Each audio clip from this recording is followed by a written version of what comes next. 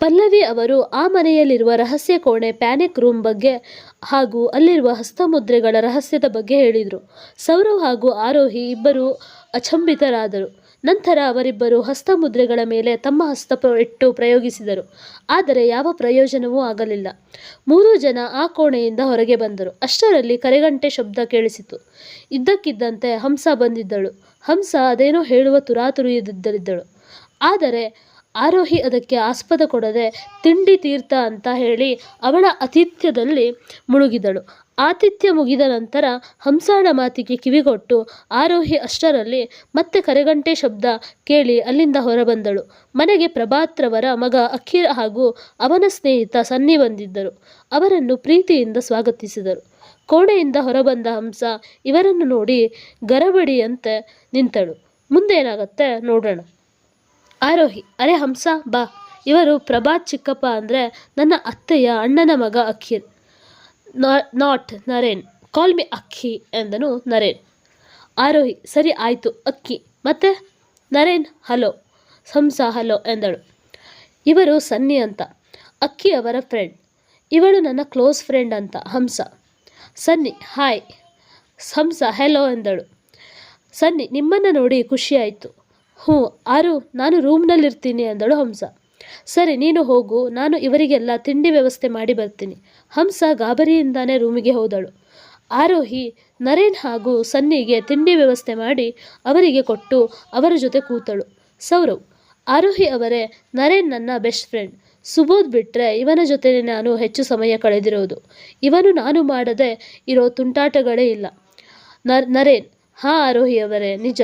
ಒಂದು ಸಲ ಏನಾಗಿತ್ತು ಗೊತ್ತಾ, ಇವನು ನಾನು ಸೇರಿಕೊಂಡು ನಮ್ಮನೇಲಿ ಒಬ್ಬರು ದಾಯಿ ಅಂದರೆ ಆಯಾ ಇದ್ದರು. ಅವರಿಗೆ ಮೇಕಪ್ ಮಾಡ್ತೀವಿ ಅಂತ ಹೇಳಿ ಇರೋ ಬರೋ ಮೇಕಪ್ ಸಾಮಾನೆಲ್ಲ ಅವರ ಮುಖಕ್ಕೆ ಮೆತ್ತಿ ಮನೆ ತುಂಬ ಓಡಾಡಿಸಿ ಕೊನೆಗೆ ಮನೆಗೂ ಸಹ ಅವರು ಅದೇ ಅವತಾರದಲ್ಲಿ ಹೋಗೋ ಹಾಗೆ ಮಾಡಿದ್ವಿ. ಆರೋಹಿ: ನಿಜಾನ ಸೌರವ್ ಅವರೇ, ನೀವು ತುಂಬ ತುಂಟರಿದ್ರಿ ಅಂದಂಗಾಯ್ತು. ಅಷ್ಟೇ ಅಲ್ಲ, ಇನ್ನೊಂದು ಸಲ ತ್ರಿಲೋಚನ್ ಮಾವನ್ನ. ಸೌರವ್ ಅವನ ಮಾತನ್ನು ತಡೆದು ಅಕ್ಕಿ ಎಂದು ಜೋರಾಗಿ ಕೂಗಿದನು. ಸೌರವ್ ಮಾತಲ್ಲಿ ಅಷ್ಟು ಶಬ್ದ ಎಂದೂ ಕೇಳದ ಆರೋಹಿ ತಣ್ಣಗಾದಳು. Naren: Sourav, I am sorry. Pallavi: Sourav ನೀನು ರೂಮ್ಗೆ ಹೋಗು. ಆರೋಹಿ ನೀನು ಏನು ತಲೆ ಕೆಡಿಸ್ಕೊಳ್ಳಬೇಡ. ಹಂಸಾಗೆ ಏನಾದರೂ ಬೇಕಾ ಅಂತ ಹೋಗಿ ಕೇಳು. ಅಕ್ಕಿ ಸನ್ನಿ ಹೋಗಿ ರೆಸ್ಟ್ ಮಾಡಿ ಎಂದಳು. ಪಲ್ಲವಿ. ಆರೋಹಿ ಹಂಸ ರೂಮ್ಗೆ ಬಂದಳು. ಹಂಸ ಇತ್ತಿಂದತ್ತ ಬಾಲ ಸುಟ್ಟ ಬೆಕ್ಕಿನ ಹಾಗೆ ಓಡಾಡುತ್ತಿದ್ದಳು. ಅವಳ ಮುಖದಲ್ಲಿ ಆತಂಕದ ಛಾಯೆ ಎದ್ದು ಕಾಣುತ್ತಿತ್ತು. ಆರೋಹಿ: ಹಂಸ ಏನಾಯ್ತು, ಯಾಕೆ ಹೀಗೆ ಓಡಾಡ್ತಿದ್ಯಾ? ಆರು: ಎಲ್ಲ ಸರ್ವನಾಶ, ಈಗ ಏನು ಮಾಡೋದು? ಹಂಸ: ಶಾಂತವಾಗು, ಮೊದಲು ಕೂತ್ಕೋ ಅಂತ ಭುಜ ಹಿಡಿದು ಕೂರಿಸಿದಳು. ಸ್ವಲ್ಪ ನೀರು ಕುಡಿ, ಈಗ ಹೇಳು ಏನಾಯ್ತು, ಏನು ಸರ್ವನಾಶ ಆಗೋಯ್ತು ಎಂದಳು ಆರೋಹಿ. ಅದು ಇವಳಿಗೆ ಹೇಳಿ ಇವಳ ಮನಸ್ಸಲ್ಲಿ ಬಿರುಗಾಳಿ ಎಬ್ಬಿಸುವುದು ಸರಿನಾ? ಅದು ಈಗ ನೋ, ಬೇಡ, ಮನಸ್ಸಲ್ಲೇ ಯೋಚಿಸಿದಳು ಹಂಸ. ಹಂಸ: ಏನಾಯ್ತು, ಏನು ಯೋಚನೆ ಮಾಡ್ತಿದ್ದೀಯಾ, ಹೇಳು ಹಂಸ. ಆರು: ಪ್ಲೀಸ್, ನಾನು ಈಗ ಏನು ಹೇಳೋಕ್ಕಾಗಲ್ಲ. ಏನೂ ಕೇಳಬೇಡ ನನ್ನ, ಪ್ಲೀಸ್. ನಾನು ಇಲ್ಲಿರೋಕ್ಕಾಗಲ್ಲ. ನಾನು ತಾತ ಅಜ್ಜಿ ಹತ್ರ ಹೋಗ್ತೀನಿ. ಪ್ಲೀಸ್ ನನ್ನ ಕಳಿಸಿಬಿಡು.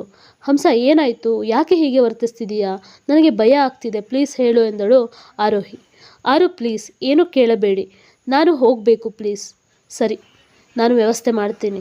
ನನ್ನ ಮೈದುನ ಸುಬೋಧ್ ನಿನ್ನ ಅಜ್ಜಿ ಮನೆಗೆ ಬಿಟ್ಟು ಬರ್ತಾನೆ. ನಾನು ಈಗಲೇ ಅವನಿಗೆ ಹೇಳ್ತೀನಿ. ಹಂಸ: ಸರಿ ಎಂದಳು. ಆರೋಹಿ ಹೋಗಿ ಸುಬೋಧ್ಗೆ ಕೇಳಿದಳು. ಸುಬೋಧ್ ಬಿಟ್ಟು ಬರುವುದಾಗಿ ಹೇಳಿದ. ಸುಬೋಧ್ ತಯಾರಾಗಿ ಕೆಳಗೆ ಬಂದ. ಅಕ್ಕಿ ಮತ್ತು ಸನ್ನಿ ಸಹ ಬಂದರು. ಅಕ್ಕಿ: ಸುಬೋಧ್ ಎಲ್ಲಿಗೆ ಹೋಗ್ತಿದೀಯಾ? ಸುಬೋಧ್: ಅತ್ತಿಗೆ ಫ್ರೆಂಡ್ನ ಬಿಟ್ಟು ಬರೋಕೆ. ನರೇನ್: ಹೋ ಹೌದಾ, ನಾವು ನಿಮ್ಮ ಜೊತೆ ಬರಬಹುದಾ? ಹಾಗೆ ಒಂದು ಡ್ರೈವ್ ಹೋಗೋಣ ಅದು ಎಂದನು ಸುಬೋಧ್. ಹಾಂ ಡ್ಯೂಡ್, ನಾವು ಬರ್ತೀವಿ ಎಂದನು ಸನ್ನಿ. ಸರಿ ಆಯಿತು ಬನ್ನಿ. ಹಂಸ ಬಂದಳು. ಹಂಸ: ಆರು, ನಾನು ಹೊರಡ್ತೀನಿ. ಸೌರವ್ ಅವರೇ ಬಾಯ್. ಅಮ್ಮ, ತುಂಬ ಖುಷಿಯಾಯಿತು ನಿಮ್ಮನ್ನು ನೋಡಿ. ನಾನು ಬರ್ತೀನಿ. 1-2 ದಿನ ಇದ್ದು ಹೋಗಬಹುದಿತ್ತು ಅಲ್ವಾ ಎಂದಳು ಪಲ್ಲವಿ. ಇಲ್ಲ ಅಮ್ಮ, ಅಜ್ಜಿ ತಾತನ ನೋಡೋಕೆ ಆಗಲಿಲ್ಲ, ಹಾಗೆ ವಾಪಸ್ ಹೊರಟಿದ್ದೆ. ಆದರೆ ತಾತ ನನ್ನ ನೋಡಬೇಕು ಅಂತ ಹೇಳ್ತಿದ್ದಾರಂತೆ, ಅದಕ್ಕೆ ನಾನು ಹೋಗಬೇಕು. ಸರಿ ಆಯಿತು, ಆಗಾಗ ಬರ್ತೀಯಾ ತಾನೆ ಎಂದಳು ಪಲ್ಲವಿ. ಖಂಡಿತ ಅಮ್ಮ. ಆರು ಬಾಯ್. ಸರಿ ಅಂತ ಅವಳನ್ನು ಅಪ್ಪಿಕೊಂಡು ವಿದಾಯ ಹೇಳಿದಳು ಆರೋಹಿ. ಸನ್ನಿ: ಸುಬೋಧ್ ಬೇಗ ಬನ್ನಿ. ಹಂಸ ಗಾಬರಿಯಿಂದ ಕೇಳಿದಳು. ಆರು, ಇವರು ಸಹ ನಮ್ಮ ಜೊತೆ? ಸುಬೋಧ್: ಅತ್ತಿಗೆ ಇವರಿಬ್ಬರು ಬರ್ತಿದ್ದಾರೆ, ಹಾಗೆ ಒಂದು ಡ್ರೈವ್ ಹೋಗಬೇಕಂತೆ. ಆರೋಹಿ: ನಿನಗೆ ಏನು ತೊಂದರೆ ಇಲ್ಲ ಅಲ್ವಾ ಹಂಸ? ಅದು ಆರು ಎಂದಳು ಹಂಸ. ಸರಿ ಸುಬೋಧ್, ಇವಳನ್ನು ಜಾಗ್ರತೆಯಿಂದ ಬಿಟ್ಟು ಬನ್ನಿ ಎಂದಳು ಆರೋಹಿ. ಹಂಸ ವಿಧಿಯಿಲ್ಲದೆ ಅವರ ಜೊತೆ ಹೋಗಲು ಮುಂದಾದಳು. ಬಾಗಿಲಲ್ಲಿ ಯಾರದೋ ಧ್ವನಿ. ಅದರ ಅವಶ್ಯಕತೆ ಇಲ್ಲ. ಎಲ್ಲರೂ ಬಾಗಿಲ ಕಡೆ ನೋಡಿದರು. ಆರೋಹಿ, ಆಕಾಂಕ್ಷ್, ನೀನಿಲ್ಲಿ? ಅದು ಅಕ್ಕ ಹಂಸ ಅವರ ತಾತ ಹೇಳಿದರು, ಇವರು ನಿಮ್ಮ ಮನೆಯಲ್ಲಿದ್ದಾರೆ, ಕರ್ಕೊಂಡು ಬಾ ಅಂತ, ಅದಕ್ಕೆ ಬಂದೆ ಎಂದನು ಆಕಾಂಕ್ಷ್. ಸರಿ ಆಯಿತು, ಕರ್ಕೊಂಡು ಹೋಗು, ಜಾಗ್ರತೆ. ಸುಬೋಧ್, ನೀವು ಅಕ್ಕಿ ಹಾಗೂ ಸನ್ನಿ ಅವರನ್ನು ಡ್ರೈವ್ಗೆ ಕರ್ಕೊಂಡು ಹೋಗಿ. ಸರಿ ಅತ್ತಿಗೆ ಎಂದನು ಸುಬೋಧ್. ಸನ್ನಿ, ಅಕ್ಕಿ ಹಾಗೂ ಸುಬೋಧ್ ಹೋದರು. ಹಾಗೆ ಆಕಾಂಕ್ಷ್ ಹಾಗೂ ಹಂಸ ಸಹ ಹೋದರು. ಹಂಸ ಕಾರಲ್ಲಿ ಕೂತಳು. ನೀರವ್ ಮೌನ. ಆಕಾಂಕ್ಷ್, ಹಂಸ ಅವರೇ, ನಮ್ಮ ತಾತ ಕಳಿಸಿದ್ದು ಅಂತ ಸುಳ್ಳು ಹೇಳಿದ್ರಲ್ಲ. ಆರೋಹಿ ಅಪ್ಪಿತಪ್ಪಿಯು ನಮ್ಮ ತಾತ ನಿಮಗೆ ಹೇಗೆ ಗೊತ್ತು ಅಂತ ಕೇಳಿದ್ರೆ ಅಂತ ಹಂಸ ಕೇಳಿದಳು. ಈ ಕಡೆ ಆರೋಹಿ ಮನಸ್ಸಲ್ಲಿ, ಆಕಾಂಕ್ಷ್ ಈಗ ಖಂಡಿತ ಹಂಸ ನಾನು ಅವರ ತಾತ ನನಗೆ ಹೇಗೆ ಪರಿಚಯ ಅಂತ ಕೇಳಿದ್ರೆ ಅಂತ ಪ್ರಶ್ನೆ ಕೇಳುತ್ತಾಳೆ. ಆದರೆ ನಾನು ಆ ಪ್ರಶ್ನೆ ಕೇಳೋದು ಮರೆತಿರಬೇಕು ಅಂತಾನೂ ಭಾವಿಸಿರುತ್ತಾಳೆ. ಆದರೆ ನನಗೆ ಗೊತ್ತು, ಅವಳೇ ನಿನಗೆ ಫೋನ್ ಮಾಡಿ ಇಲ್ಲಿಂದ ಕರ್ಕೊಂಡು ಹೋಗೋಕ್ಕೆ ಹೇಳಿದ್ದಾಳೆ ಅಂತ. ಅಷ್ಟೇ ಅಲ್ಲ, ತಾತ ಅಜ್ಜಿ ಸಹ ಇಲ್ಲಿಲ್ಲ, ಅವಳು ಪ್ರಸಾದ್ ಮ್ಯಾನ್ಷನ್ಗೆ ಹೋಗಿರೋದು ಅಂತ. ಆದರೆ ಯಾಕೆ ನನ್ನಿಂದ ಸತ್ಯ ಮುಚ್ಚಿಡುತ್ತಿದ್ದಾಳೆ ಅಂತ ಅರ್ಥ ಆಗ್ತಿಲ್ಲ. ಆದರೆ ನಮ್ಮನೆಯವರ ಮುಂದೆ ನಿಮ್ಮಿಬ್ಬರನ್ನು ಗೊಂದಲಕ್ಕೆ ದೂಡಬಾರದು ಅಂತ ನಾನು ಮೌನವಾಗಿದ್ದೆ. ಡೋಂಟ್ ವರಿ ಹಂಸ, ನಾನು ಈ ವಿಷಯದ ಬಗ್ಗೆ ಕಂಡು ಹಿಡಿತೀನಿ. ಈ ಕಡೆ ಆಕಾಂಕ್ಷ್, ನನಗೆ ಗೊತ್ತಿಲ್ಲ ನಾನೇನು ಉತ್ತರ ಕೊಡ್ತಿದ್ದೆ ಅಂತ. ಆದರೂ ಅದೊಂದೇ ಸುಳ್ಳು ನನಗೆ ಹೊಳೆದಿದ್ದು. ಆದರೆ ಒಳ್ಳೆಯದಾಯಿತು, ಆರೋಹಿ ಅಕ್ಕ ಪ್ರಶ್ನೆ ಕೇಳಲಿಲ್ಲ. ಹಂಸ, ಅವಳು ನಿಜವಾಗ್ಲೂ ಪ್ರಶ್ನೆ ಕೇಳೋದು ಮರೆತಳು ಅಂತ ನಿಮಗೆ ಅನಿಸುತ್ತಾ? ಯಾಕೆ, ನಿಮಗೆ ಹಾಗೆ ಅನ್ಸಲ್ವಾ ಎಂದನು ಆಕಾಂಕ್ಷ್. ಇಲ್ಲ, ಅವಳು ಬೇಕು ಅಂತಾನೆ ಯಾವ ಪ್ರಶ್ನೆ ಕೇಳಲಿಲ್ಲ. ಅವಳಿಗೆ ನಾನು ಅಜ್ಜಿ ಮನೆಗೆ ಹೋಗ್ತಿರೋದು ಸುಳ್ಳು ಅಂತಾನೂ ಗೊತ್ತು. ಯಾಕಂದರೆ ಅವಳಿಗೆ ಗೊತ್ತು ಅಜ್ಜಿ ತಾತ ಈಗ ಇಲ್ಲಿಲ್ಲ ಅಂತ. I am dam sure. ಅವಳು ನಮಗೋಸ್ಕರನೇ ಯಾವ ಪ್ರಶ್ನೆ ಕೇಳದೆ ಸುಮ್ಮನೆ ಇದ್ದಳು. ಆಕಾಂಕ್ಷ್, ನನಗೆ ಈ ಅಕ್ಕನ್ನ ಅರ್ಥ ಮಾಡಿಕೊಳ್ಳೋದೇ ಕಷ್ಟ. ಒಮ್ಮೆ ಅವಳು ತುಂಬ ವೀಕ್ ಅಂತ ಅನ್ನಿಸ್ತಾಳೆ, ಇನ್ನು ಕೆಲವೊಮ್ಮೆ ಅವಳಷ್ಟು ಸ್ಟ್ರಾಂಗ್ ಯಾರೂ ಇಲ್ಲ ಅಂತ ಅನ್ನಿಸ್ತಾಳೆ. ಕೆಲವೊಮ್ಮೆ ಏನೂ ತಿಳಿಯದ ಮಗು ಥರ ಕಾಣಿಸ್ತಾಳೆ. ಇನ್ನು ಕೆಲವೊಮ್ಮೆ ಹೀಗೆ ಎಲ್ಲ ತಿಳಿದರೂ ಪ್ರಶ್ನೆ ಕೇಳದೆ ಪ್ರಶ್ನೆಯಾಗಿಯೇ ಉಳಿತಾಳೆ. ಹಂಸ, 100% ನಿಜ. ಆದರೆ ಈ ಸತ್ಯ ಎಷ್ಟು ದಿನ ಅಂತ ಅವಳಿಂದ ಮುಚ್ಚಿಡೋದು? ನನಗಂತೂ ಭಯ ಆಗ್ತಿದೆ. ಆಕಾಂಕ್ಷ್, ನನಗೆ ಕೋಪ ಬರ್ತಿದೆ. ಆಕಾಂಕ್ಷ್, ಈ ಕೋಪದ ಕಾರಣದಿಂದ ನಾನು ಈ ವಿಷಯ ಆಕಾಶ್ಗೆ ತಿಳಿಸೋ ಧೈರ್ಯ ಮಾಡಲಿಲ್ಲ. ನಿನಗೆ ಹೇಳಿದ್ದು ಅವನಾಗಿದ್ದರೆ ಇಷ್ಟು ಹೊತ್ತಿಗೆ ಪ್ರಳಯ ಶುರುವಾಗುತ್ತಿತ್ತು. ಅದರಲ್ಲೂ ಇದು ಆರೋಹಿ ಜೀವನದ ಪ್ರಶ್ನೆ. ಆಕಾಂಕ್ಷ್, ಇದೆಲ್ಲ ನಿಮ್ಮ ಕತೆ ಅಲ್ವಾ? ಇದರಲ್ಲಿ ಆರೋಹಿ ಅಕ್ಕ ಹೇಗೆ ಇನ್ವಾಲ್ವ್ ಆಗ್ತಾರೆ? ಇದೆಲ್ಲ ಏನು ಅದಾದರೂ ಹೇಳ್ತೀರಾ? ನನಗೆ ಗೊಂದಲ ಆಗ್ತಿದೆ. ಇದೆಲ್ಲ ಏನು? ಅಕ್ಕನಿಗೆ ಇದಕ್ಕೂ ಏನು ಸಂಬಂಧ? ಅವತ್ತು ಹಳ್ಳಿ ಗೆಸ್ಟ್ ಹೌಸ್ನಲ್ಲಿ ನಡೆದಿದ್ದು ಏನು? ಪ್ಲೀಸ್ ಇವತ್ತು ಏನು ಮುಚ್ಚಿಡದೆ ಎಲ್ಲ ಹೇಳಿ ಪ್ಲೀಸ್. ಹಂಸ, ಹೇಳ್ತೀನಿ. ಅವತ್ತು ಹಳ್ಳಿ ಗೆಸ್ಟ್ ಹೌಸ್ನಲ್ಲಿ ನಾನಿದ್ದ ಜಾಗದಲ್ಲಿ ಆರೋಹಿ ಇರಬೇಕಾಗಿತ್ತು. ವಾಟ್ ಎಂದನು ಆಕಾಶ್. ಗಾಬರಿಯಿಂದ ಕೇಳಿದ, ಏನು ಹೇಳ್ತಿದ್ದೀರಾ? ಹಾಂ, ಆ ದುಷ್ಟ ಅವತ್ತು ಆರೋಹಿ ಅಂದು ನನ್ನ. ಆಕಾಂಕ್ಷ್ ಕಾರ್ಗೆ ಬ್ರೇಕ್ ಹಾಕಿದ. ಹಂಸ ತಾನು ಹಾಗೂ ಆಕಾಶ್ ಆರೋಹಿಗಾಗಿ ಮಾಡಿದ ಪ್ಲ್ಯಾನ್ ಹಾಗೂ ಆ ದುಷ್ಟನ ಬಗ್ಗೆ ಹೇಳಿದಳು. ಆಕಾಂಕ್ಷ್, ಏನು ಹೇಳ್ತಿದ್ದೀರಾ ಅಕ್ಕ? ಈಗ ಆ ದುಷ್ಟನ ಜೊತೆಯಲ್ಲಿ ಇದ್ದಾಳೆ. ನಾನು ಈಗ ಸುಮ್ಮನೆ ಕೂರೋಕ್ಕಾಗಲ್ಲ. ನಾನು ಏನಾದರೂ ಮಾಡಲೇಬೇಕು. ಇದಕ್ಕೆ ನಾನೇ ಅಂತ್ಯ ಮಾಡ್ತೀನಿ. ಅವನನ್ನು ಕೊಂದಾದರೂ ಸರಿ, ಅಕ್ಕನ ಜೀವನದಲ್ಲಿ ಶಾಂತಿ ಬರೋ ಹಾಗೆ ಮಾಡ್ತೀನಿ. ನೀವು ಮನೆಗೆ ಹೊರಡಿ. ಹಂಸ, ಹಾಗೆ ನೀನು ಜೈಲಿಗೆ ಹೋಗುವ, ಆರೋಹಿ ಜೀವನ ಬೀದಿಗೆ ಬರಲಿ. ಏನು ಹೇಳ್ತಿದ್ದೀರಾ? ಇದೆಲ್ಲ ಅವಳಿಗಾಗಿ ಮಾಡ್ತಿರೋದು, ಅದು ನನಗೆ ಗೊತ್ತು.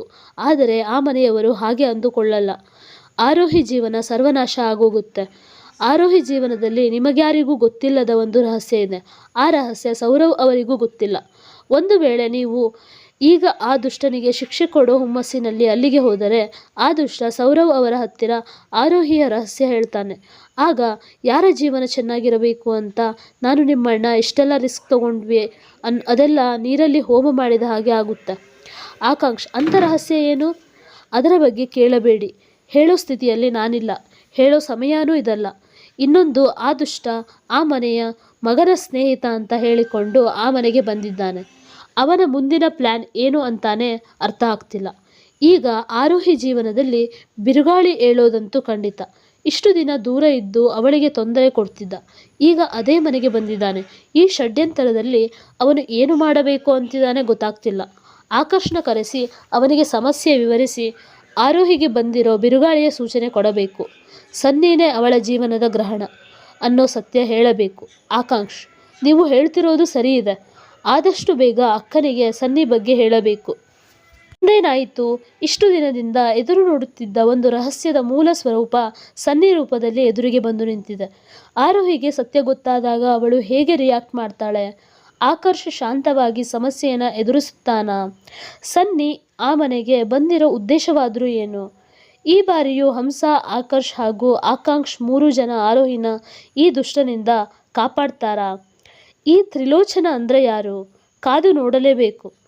ಕಥೆಯಲ್ಲಿ ಮುಂದೆ ಏನಾಗುತ್ತೆ ಅನ್ನೋದನ್ನು ನಾವು ಮುಂದಿನ ಎಪಿಸೋಡ್ನಲ್ಲಿ ನೋಡೋಣ. ಕತೆ ಇಷ್ಟ ಆದರೆ ಲೈಕ್ ಮಾಡಿ, ಶೇರ್ ಮಾಡಿ, ಸಬ್ಸ್ಕ್ರೈಬ್ ಮಾಡಿ. ಮುಂದಿನ ಭಾಗದಲ್ಲಿ ಕತೆ ಮುಂದುವರಿಯುತ್ತದೆ. ಎಲ್ಲರಿಗೂ ಧನ್ಯವಾದಗಳು. ಆದಷ್ಟು ಈ ಲಿಂಕ್ನ ಶೇರ್ ಮಾಡಿ ನಿಮ್ಮ ಫ್ರೆಂಡ್ಸ್ಗಳಿಗೆ. ಧನ್ಯವಾದಗಳು. ಎಲ್ಲರಿಗೂ ಶುಭವಾಗಲಿ ಎಲ್ಲರಿಗೂ.